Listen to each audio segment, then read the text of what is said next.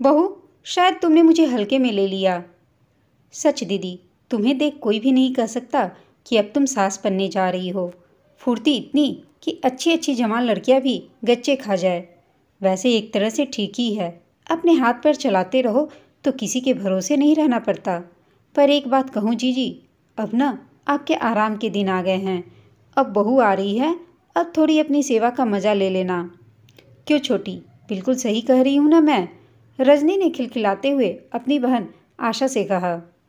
आशा, बहू ला रही हूँ, कोई नौकरानी नहीं जो उसके आते ही अपनी सारी जिम्मेदारी उस पर छोड़ दूँ। मेरे लिए तो जैसे मेरी बेटियाँ हैं वैसे ही मेरी बहू भी होगी। मैं उसे अपने पलकों पर बिठाकर रखूँगी। रजनी, सब किताबी बातें होती हैं जीजी, बहू कभी बेटी नहीं बन सकती। खैर, हमें क्या, आजकल तो यह घर घर की कहानी है। आप हमसे बड़ी हो, दुनिया आपने हमसे ज़्यादा देख रखी है, पर हम दोनों की बहुएं आ गई हैं तो समझाना हमारा फ़र्ज़ था। बाकी आगे आपकी मर्जी। आशा जी अपनी 3 बहनों में सबसे बड़ी हैं। दोनों ही अपनी गृहस्थी से पूर्ण हो चुकी थीं। आशा जी की भी 2 बड़ी बेटियां हैं जिनकी शादी को काफ़ी समय बीत चुका है। पर चूंकि आशा जी का बेटा शशांक दोनों बेटियों के बहुत समय बाद हुआ था, इसलिए अब घर में शशांक की शादी का नंबर आया था। आशा जी की दोनों बेटियां अपनी अपनी गृहस्थी में बहुत खुश थीं। अपने छोटे भाई के लिए उन्होंने श्रेया को पसंद करने वो खुद आई थीं। श्रेया एक बड़े संयुक्त परिवार में पली बड़ी थी। अपने भाई बहनों में सबसे बड़ी थी।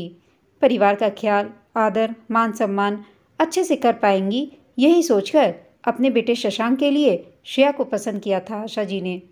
सगाई से लेकर शादी तक आशा जी और अशोक जी ने दिल खोलकर खर्च किया था।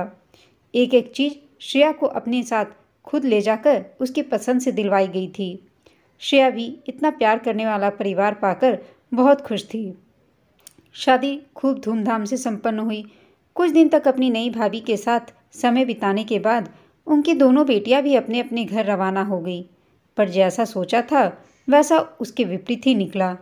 श्रेया एक संयुक्त परिवार की पली बड़ी जरूर थी, पर उसका सपना हमेशा एकल परिवार में रहने का था।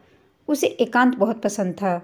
हालांकि उसके नए परिवार में सास ससुर, पति और वो खुद, इन 4 सदस्यों के अलावा और कोई 5वां नहीं था, पर फिर भी वह हमेशा सभी से कटी कटी सी रहती। वहीं आशा जी ने अपनी नई बहू से कुछ ज़्यादा ही उम्मीदें लगा रखी थीं। बेचारी सुबह श्रेया के उठने से पहले ही उसके लिए चाय नाश्ता तैयार करके रख देती थीं। कई बार आशा जी के पति अशोक जी ने मजाक मजाक में उनसे कहा भी था कि आशा जी, ये आप सही नहीं कर रही हैं। माना श्रेया नई नहीं है, पर उसे अपनी जिम्मेदारी शुरू से ही समझनी चाहिए। आशा जी, आपको तो पता ही है, माता जी थी नहीं। बहुत छोटी सी उम्र में ही मैंने आकर अपनी जिम्मेदारियों को बखूबी निभाया था। इस घर को और बच्चों को बनाने में दिन रात एक कर दिए। पर अब जब तक हम हैं, मैं नहीं चाहती कि मेरी बहू भी इन सब तकलीफ़ों से गुजरे। अभी नई नई है, उसे अपनी ज़िंदगी आराम से जी लेने दीजिए, फिर तो यही सब करना है। आशा जी भी हंसकर बात को टाल देती। धीरे धीरे श्रेया ने आशा जी के प्यार का फ़ायदा उठाना शुरू कर दिया। वो सुबह 11 बजे से पहले अपने कमरे से उठकर नहीं आती थी, जब तक अशोक जी अपना खाना लेकर दुकान पर निकल जाते थे।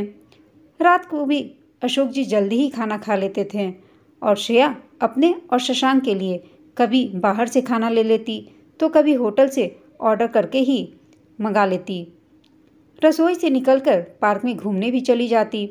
वहीं हल्का खाने वाले आशा जी को अपने और अशोक जी के लिए खुद से खाना बनाना पड़ता। ऐसे ही गृहस्थी की छोटी छोटी बातों से जल्दी ही उन दोनों के बीच मनमुटाव शुरू हो गया। जहां आशा जी इसे श्रेया का बचपना समझ बातों को नज़रअंदाज कर देती, वहीं श्रेया नमक मिर्च लगाकर रात को शशांक के आते ही सारी बातें उसके सामने परोस देती। धीरे धीरे घर का शांत वातावरण अशांत बन चुका था। घर के 4 सदस्य भी 2 हिस्सों में बंट चुके थे। हालांकि शशांक इन सब बातों को समझता था, पर वह बेचारा तो माँ और पत्नी के बीच मात्र पिस कर रह जाता। श्रेया और शशांक की शादी की पहली सालगिरह थी। दोनों ही बहनें अपने भाई भाभी को सरप्राइज देने के लिए रात 12 बजे उपहार व केक काटने का प्रोग्राम बनाया था।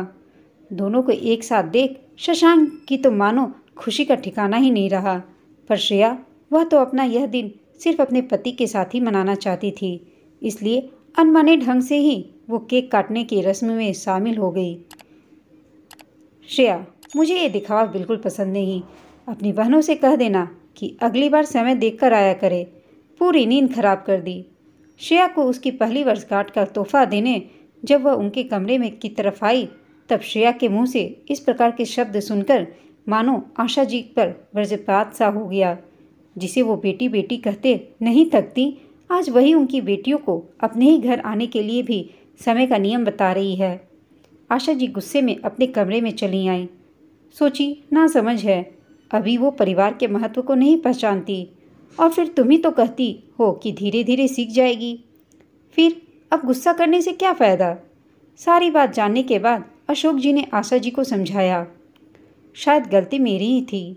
सुषमा और रजनी सही कह रही थी। खैर, शायद मेरी किस्मत में ही ऐसा लिखा है। श्रेया की हरकत ने आशा जी को अंदर तक बहुत दुख पहुंचाया था। श्रेया की शादी को 3 साल बीत चुके थे, पर न तो वो अपने सास ससुर का खाना बनाती और न ही घर के कुछ कामों में हिस्सा लेती। घर की बेटियों की छुट्टियों में रहने आने पर भी उसका हर बार एक नया ही रूप निकल कर आता। धीरे धीरे भाई की खुशी और घर की शांति के लिए दोनों ही बहनें अपने घर आना कम कर देती हैं। परिवार की बदनामी के डर से और अपने बेटे की चिंता में वो दोनों ही चुपचाप सब कुछ सहन करते रहती हैं। आशा जी बेचारी अपने मन की बात अपनी बेटियों से ही कर लेती। इधर श्रेया ने पूरे समय शशांक के कभी उसके बहनों को लेकर तो कभी आशा जी के खिलाफ कान भरते रखना जारी ही रखा। शशांक से अपने माता पिता का दुख देखा नहीं जाता, वहीं वह अपनी पत्नी को भी बहुत प्यार करता था। पर जब थका हारा इंसान रोज रोज घर आकर एक ही चीज़ सुनता तो उसका गुस्सा फूट ही जाता है। एक दिन शशांक ने अपनी माँ से कहा, माँ, मैं रोज़ रोज़ के क्लेश से तंग आ चुका हूँ। श्रेया आप लोगों के साथ रहना ही नहीं चाहती है। क्यों ना आप दोनों घर के नीचे वाले हिस्से में रहने चले जाएं और श्रेया को ऊपर रहने दें। कम से कम घर में शांति तो रहेगी। मैं आपका और पापा का अब और अपमान होते नहीं देख सकता। वैसे भी श्रेया की हरकतों की वजह से दीदियाँ भी अब घर में नहीं आती हैं। बेचारी, इसमें उन दोनों का क्या दोष। आखिर उनसे उनका मायका क्यों छीना जाए। अपने बेटे के मुंह से इस प्रकार के शब्द सुनकर आशा जी को अपने कानों पर विश्वास ही नहीं हुआ कि ये वही बेटा है जिसके लिए उन्होंने न जाने कितने ही मंदिरों में माथा टेका था। बहू तो चलो दूसरे घर से आई है, पर बेटा तो अपना है। नहीं नहीं, मैं यह सब क्या सोचने लगी। शशांक ऐसा कुछ नहीं सोच सकता। यह जरूर बहू के रोज रोज के कारनामों के कारण ऐसा कह रहा है। माँ होकर मुझे उसकी परिस्थितियों को समझना चाहिए। अपने आप को संयम में रखते हुए आशा जी ने बोलना शुरू किया। शशांक, तुम बिल्कुल सही कह रहे हो। जानते हो तुम, जब मेरी 2 बेटियां हो गई थीं तब डॉक्टर ने मुझे तीसरा बच्चा करने के लिए साफ मना कर दिया था। तुम्हारे पिताजी तो बिल्कुल भी तैयार नहीं थे, पर मैंने ही ज़बरदस्ती की थी। पर इस दिन के लिए नहीं कि तुम एक दिन यह बात कहो। ये घर तुम्हारे पिताजी ने अपनी मेहनत की कमाई से बनाया है।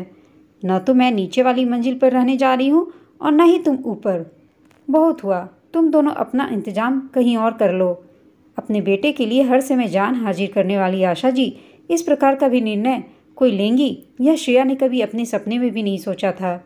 उसके सारे सपनों पर पानी फिर चुका था। थोड़ी ही देर में वह आशा जी के पास माफ़ी मांगने के लिए खड़ी थी। कभी कभी अत्यधिक मोह और मीठा भी अपनी ही बीमारी का कारण बन जाता है, और इस उम्र में अब हमसे ज़्यादा झेला नहीं जाएगा।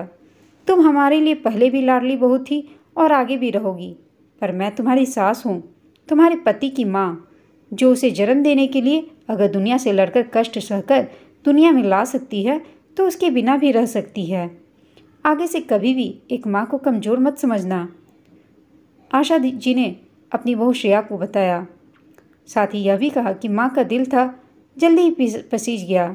उन्होंने बहू और बेटे को माफ़ कर दिया, पर अपने ही घर में अपने वर्चस्व के लिए फिर से ऐसा कोई निर्णय न लेना पड़े, इसलिए उन्होंने शशांक और श्रेया को अपने से दूर ऊपर वाली मंजिल में रहने का आदेश दे दिया। दोस्तों, आपको यह कहानी कैसी लगी हमें कमेंट करके बताइएगा। साथ ही कहानी अच्छी लगी हो तो इसे लाइक, शेयर और चैनल को सब्सक्राइब करना ना भूलें। कहानी सुनने के लिए आप सबका धन्यवाद।